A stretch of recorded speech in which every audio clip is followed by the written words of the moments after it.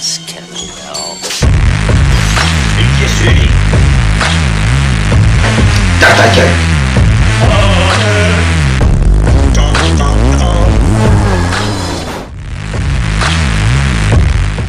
Bonjour à tous amis de l'angoisse, bienvenue sur une vidéo un peu spéciale qui va durer moins de 20 minutes. Ça, je peux vous le garantir, c'est une vidéo achat récent. Et pourquoi elle va durer moins de 20 minutes? Tout simplement parce que j'ai rien à présenter. Mais rien au sens propre, figuré, au sens politique, au sens banal, normal, en long, en large. Je peux vous l'assurer, j'ai rien. Là, le seul moyen pour que j'ai quelque chose à vous présenter, c'est que Dieu m'en soit témoin, soit qu'il vienne pour me dire qu'il est d'accord avec mon boulot et qu'il me félicite, soit qu'un alien à la morgue, Robin Williams, arrive et me dise « Waouh, il y a des films que t'as pas présentés dans ton futur, et maintenant tu vas devoir le faire parce que je t'y oblige. » C'est tellement ringard que je ne vois pas comment ça pourrait arriver.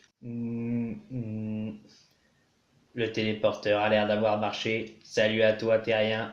Oh putain, t'es qui toi? Je me présente, Mister G, version 2.000.2.0.0.0.0.0.0.0.0.0.0.0.0.0.0.0.0.0.1. Et je suis ici pour te rappeler à l'ordre, car tu as malheureusement non pas oublié des DVD inutilement et par oubli, mais volontairement pour ne pas les présenter. Ceci est inadmissible. Je viens du futur pour corriger cette infraction. Du coup, tu vas devoir présenter ça. Ah oui, Mister G. C'est bizarre, je l'imaginais un brin plus noir. On peut tous se tromper.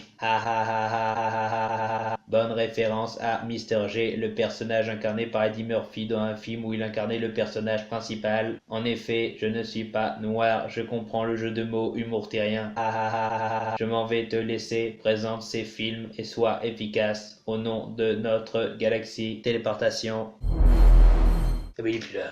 Ça me dépasse tout ça. Du coup, on a de quoi vous présenter. Il y a 5 films. En moins de 10 minutes, c'est quand même jouable, c'est quand même jouable. Alors, un film que ma mère m'avait acheté, je me souviens, il y a quelques temps, Le diable vous envoie un démon, c'est Kill Katie Melon. Donc j'avais été très intrigué par la jaquette que je trouvais super jolie, et par l'histoire aussi qui avait l'air super intéressante. Néanmoins, le film n'était pas tout à fait à la hauteur de ce que je m'attendais. Vous voyez bien qu'il n'y avait pas le budget qui était avec. Néanmoins, c'était super sympa. Ça raconte tout simplement l'histoire d'une boîte contenant un esprit qui va être acheté par 3 amis qui doivent réaliser leurs rêves, enfin leurs vœux, comme un bon génie quoi. Malheureusement, et c'est ça qui est dramatique, c'est qu'il va faire des morts, parce que toutes les personnes qui causent des petits soucis, même des tout petits soucis, tout petits, ils vont se faire tuer par le fantôme qui appartient aux 3 protagonistes, car le fantôme ne sauve que la famille, et vu que les 3 se considèrent comme des frères et sœurs, ils vont sauver que les 3. Les morts vont s'empiler petit à petit, l'intrigue va continuer tout le long. Ce que j'aime bien, c'est la fin qui est très bien amenée, je m'y attendais pas. L'histoire autour du fantôme est quand même bien expliquée. En soi, c'est un bon film, mais qui aurait mérité un peu plus de moyens. Ça reste divertissant à regarder. Kill Katie Melon. Ensuite, pour ma filmo Nicolas Cage, d'après une histoire vraie, c'est USS Indianapolis. L'USS Indianapolis qui est un bateau qui va représenter dans l'histoire vraie un naufrage, donc le naufrage de l'USS Indianapolis, qui aura fait plus de 700 morts, car il me semble qu'il y avait à peu près 1100 membres d'équipage, et qu'à la fin il doit en rester 340 et les bananes. Et Nicolas Cage va jouer dans ce film le rôle du grand chef. Ah oui, voilà, c'est marqué. 1196 hommes à bord, 5 jours sans secours, un océan infesté de requins, 317 survivants. Imaginez un peu.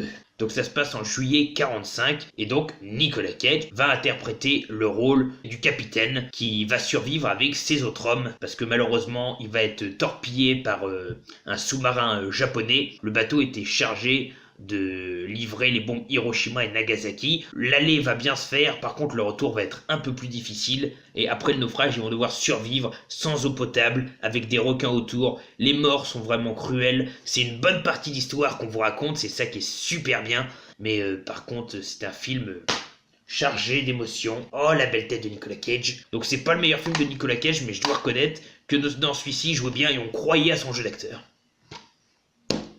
Un film pour moi. D'après une histoire vraie encore, Gold, As Good As Gold. Merci les glaces. Un film très sympathique sur un homme qui part de rien et qui en fait a vraiment des ambitions hors normes. Et là, son ambition, c'est d'aller creuser dans un endroit pour y trouver de l'or. Donc il engage une équipe, il engage un partenaire et il engage des fonds évidemment, même s'il va pas avoir les fonds requis.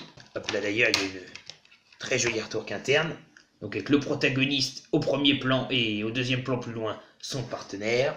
Voilà. Et ils vont réussir à trouver de l'or. Du coup, ils vont devenir une société très prospère, ils vont gagner beaucoup d'argent, ils vont enfin exaucer tous leurs vœux. Malheureusement, notre cher ami, à la fin, je vous spoil pas trop le film, même si c'est un peu attention spoil, ça ne va pas tourner vraiment au meilleur de sa forme, car il va se faire détester par beaucoup de monde, deux entreprises vont tenter de le racheter, et il va apprendre que l'or n'est pas de l'or, mais un substitut qui ressemble beaucoup, mais qui ne vaut rien.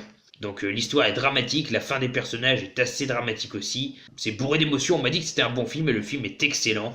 Après c'est une histoire vraie donc ça peut souffrir de longueur comme l'USS Indianapolis. Avant-dernier film est Ryan Reynolds, que ma mère m'a acheté à Noces qui était excellent aussi. Terrifiant et à mourir de rire, avec également Gemma Arterton et Anna Kendrick. C'est Voice. Donc Voice qui est un film excellent sur la schizophrénie, car notre cher Ryan Reynolds sort d'un gros souci mental, il peut parler avec les animaux, du coup il parle avec son chat, Monsieur Moustache, et son cher chien, Bosco. Le problème c'est que son chat est un peu vicieux et lui demande de tuer des gens, ce qui sera au début accidentel, puis par la suite un peu voulu, et il parle également aux cadavres, aux têtes coupées des gens, et il voit pas le monde de la même façon que les humains le voient, enfin que les autres le voient. Tout le monde il est bon, tout le monde il est gentil. Ce qui rend en fait la scène très touchante parce que c'est quasiment un enfant qui fait des bêtises sans s'en rendre compte. Mais c'est des bêtises énormissimes, l'histoire est bien menée, la fin est complètement délirante. Les personnages, même les animaux, sont super drôles à regarder. On est entre humour et horreur, ça passe vraiment bien. Et j'ai trouvé que c'était un film excellent, avec une jolie sérigraphie en plus avec les pattes de chat. Franchement, il est à regarder, c'est un bon film de Ryan Reynolds, qui est passé un peu inaperçu comparément à beaucoup de ses autres films. Voice, excellent. Et le dernier, la jaquette est très belle aussi, mais j'ai pas trop adhéré. On ne peut la détruire, on ne peut lui échapper. C'est The Box. Donc c'est vrai que la jaquette est très très belle. La créature principale me fait penser un peu au fait des dents dans Hellboy 2. Donc c'est les petites créatures que vous voyez au début qui mangent les dents pendant qu'ils font les enchères. Ça y ressemble beaucoup, je trouve qu'ils ont repris un peu l'idée. Et ça raconte tout simplement l'histoire d'une boîte mystérieuse qui va être donnée aux membres d'une famille par un ami. Par un membre de la famille, autre. Malheureusement, cette boîte, à chaque fois qu'elle fait un tour, une petite créature en sort et tue quelqu'un. Le problème, c'est qu'on ne peut la détruire, on ne peut s'en débarrasser qu'en la donnant à quelqu'un que l'on aime vraiment, ce qui va engendrer bien des soucis. La créature, elle fait une image de synthèse et un peu moche par moment, la fin de l'histoire pour moi est balancée, certaines morts sont quand même sympas à voir, c'est un film divertissant, mais bon, qui a rien de bien transcendant. Voilà pour The Box. Et j'ai fini, enfin. Je suis de retour. Je suis cardiaque, arrête de venir comme ça. Quoi encore? Tu as oublié un film, du moins j'ai oublié de te le donner. Ce film va révolutionner ton image et surtout la vision que tu as de ton monde actuel. The Circle, présenté avec deux acteurs Tom Hanks et Emma Watson faisant partie de notre passé, va te permettre de voir la dystopie qui envahit ton monde et qui va devoir se réaliser dans moins d'une centaine d'années. Présente-le bien et fais-en bon usage. Fin de transmission. Téléportation. Putain, comme si c'était pas assez, il en reste une. Dernier film, mes amis. Un film dystopique, paraît-il. Ah oui, je confirme, ça l'est. Votre vie n'a aucun secret pour eux. Avec Emma Watson et Tom Hanks, qui est passé assez inaperçu aussi, je trouve. The Circle. Excellent petit film. Personnellement, j'ai beaucoup aimé. Beaucoup n'ont pas apprécié pourtant. Alors c'est vrai que Tom Hanks n'a pas un grand rôle et que la sérigraphie est tout simplement moche. Mais l'histoire était super sympa. Ça raconte en fait notre futur potentiel, d'après ce que mon camarade, qui d'ailleurs n'est plus là, m'a dit. The Circle raconte tout simplement l'histoire d'Emma Watson, qui est une personne qui a beaucoup travaillé dans les ordinateurs et l'informatique en général, et qui va entrer dans le groupe The Circle, qui est un groupe à la pointe de la technologie, qui veut faire en sorte que les humains n'aient plus de secrets les uns pour les autres. On va rencontrer Tom Hanks, donc qui est le grand PDG, et qui va d'abord expliquer qu'il a qu'il a inventé des petites caméras, pas plus grandes qu'une bille, qui peuvent tout filmer, même les endroits interdits. Suite à ça, Emma Watson va être prise sous son aile, elle va être considérée comme quelqu'un de très important, et va accepter de filmer sa vie H24. Bon, à part évidemment sous la douche et compagnie. Mais c'est quand même très perturbant car on perd toute sensation de vie privée. Ce film nous les annule et nous prouve qu'on y arrivera peut-être dans le futur. On n'aura plus de vie privée, tout sera filmé, un peu comme le principe de Big Brother où il y aurait des caméras partout en Angleterre. Bah là, ça serait le même système. Du coup, dans le film, ça va rendre les gens un peu dingues. Le petit ami d'Emma Watson va pas du tout aimer.